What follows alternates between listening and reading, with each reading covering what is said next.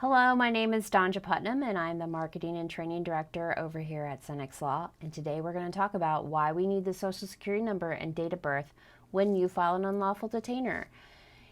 If you've ever gone into the Senex application to file an unlawful detainer, you know that we ask for a date of birth and Social Security number. As soon as you click yes to file, boxes pop open requesting this information for each of your residents. We ask for this information because we run your residents through the SCRA database.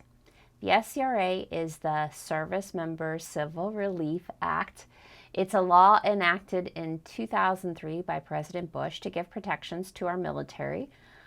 Sometimes they're deployed in quick and hasty timing and they don't have time to wrap up their affairs here in the United States. So this offers them a little bit of extra protection against evictions, losing their cars, having credit issues, etc.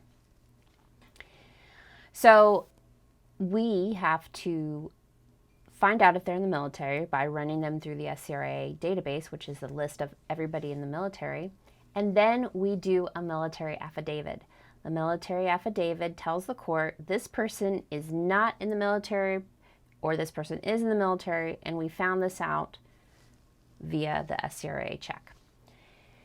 Sometimes when you take over property, and I know because I've been there, you don't even get the lease. You don't have the application. You don't have the Social Security number and date of birth. You barely have the names of the people that live there. And that makes it hard because you're going to have those cases continued for 90 days while the court does the research to try to figure out if your residents are in the military or not. And we know that we go to court and they already owe 2 months, and that's an additional 3 months. So by the time you would get them out of the apartment, if they continued to non-pay, that would be 6 months of rent. So there is something that you can do to help expedite the process or to find out information, and that's ask questions and look for clues.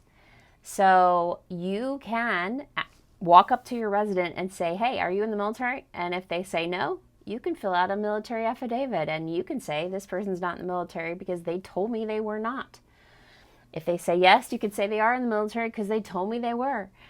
You can also look for clues like if they are employed somewhere else and you see them at the 7-Eleven every day.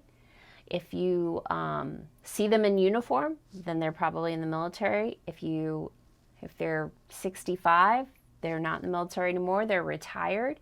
If they are getting Social Security or Social Security disability, they're not in the military. If they have a .mil address, they're likely in the military. If they gave you an LES to provide income verification, then they could be in the military. So there's all these things that you can do, easiest being just asking them to find out if they're in the military. And then you can actually fill out a military affidavit. It is an affidavit, so you do sign it in front of a notary public.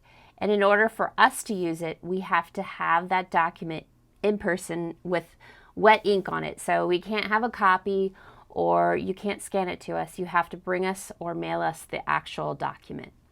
So keep that in mind. It is a little bit of a pain, but it's better than the case being continued out for 90 days while the court does this work and your eviction being pushed off 6 months of rent. So option one, best option, is to provide Social Security and date of birth. Even if you have one, let's have a go at that. Option two, do some homework, ask the resident if they're in the military, check and see if they're wearing a uniform, check and see if they work nearby, do your, I want to say spying, do some spying and figure out if they're in the military, and then you complete the military affidavit and mail it to us or bring it to court the day of.